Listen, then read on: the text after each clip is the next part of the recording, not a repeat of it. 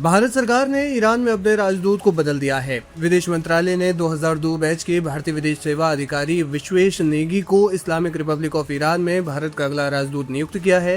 विदेश मंत्रालय की ओर से जारी आधिकारिक बयान में कहा गया है कि विश्वेश नेगी वर्तमान में मंत्रालय में ज्वाइंट सेक्रेटरी के पद पर कार्यरत हैं और जल्द ही तेहरान में अपनी नई जिम्मेदारी संभालेंगे। विश्वेश नेगी की नियुक्ति ऐसे समय में हुई है जब पश्चिमी एशिया का भू राजनीतिक माहौल लगातार बदल रहा है। हाल के महीनों में ईरान, इजराइल और अमेरिका के बीच बढ़े तनाव ने पूरे क्षेत्र को प्रभावित किया है। ऐसे में भारत के लिए ईरान में अनुभवी राजनयिक की तैनाती रणनीतिक रूप से महत्वपूर्ण मानी जा रही है। भारत के लिए ईरान केवल ऊर्जा सुरक्षा का साझेदार ही नहीं बल्कि मध्य एशिया तक पहुंच, चाबहार बंदरगाह परियोजना और क्षेत्रीय संपर्क के लिहाज से भी बेहद अहम है। विश्वेश नेगी से पहले रुद्र गौरव श्रेष्ठ ईरान में भारत के राजदूत के रूप में कार्यरत थे। उन्होंने मई 2023 में ये जिम्मेदारी संभाली थी। हालांकि उनके स्थानांतरण को लेकर किसी तरह के विवाद या संतोष की आधिकारिक जानकारी सामने नहीं आई है। विदेश मंत्रालय ने उन्हें हटाने जैसी कोई बात नहीं कही। इसके बजाय सरकार ने उन्हें तुर्की में भारत का अगला राजदूत नियुक्त किया है, यानी कि ये एक नियमित प्रक्रिया है। इसे भारतीय विदेश सेवा में होने वाले नियमित राजनयिक फेरबदल का हिस्सा माना जा रहा है।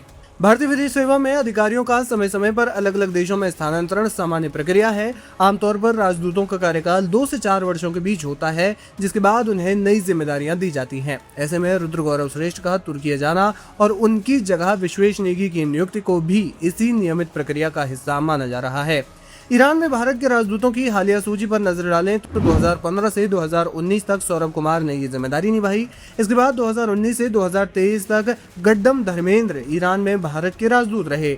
मई 2023 में रुद्र गौरव देव ने उनकी जगह ली और अब 2026 में विश्वेश नेगी को ये जिम्मेदारी सौंपी गई है। भारत और ईरान के बीच संबंधों की बात करें तो दोनों देशों के बीच ऐतिहासिक, सांस्कृतिक और आर्थिक रिश्ते लंबे समय से मजबूत रहे हैं। हाल के वर्षों में पश्चिमी एशिया में बड़े तनाव के बावजूद भारत ने ईरान के साथ अपने कूटनीतिक संबंधों को संतुलित बनाए रखा है। ईरान में हजारों भारतीय नागरिक रहते हैं, जिनमें बड़ी संख्या छात्रों, पेशेवरों और कामगारों की है। हालिया क्षेत्रीय संघर्ष के दौरान भारत ने अपने नागरिकों की सुरक्षा वापसी के लिए विशेष अभियान भी चलाया था। जानकार मानते हैं कि विश्वेश नेगी की नियुक्ति ऐसे समय पर हुई है जब पश्चिमी एशिया में तेजी से बदल रहे घटनाक्रमों के बीच भारत को अपनी रणनीतिक और आर्थिक प्राथमिकताओं को संतुलित रखना है।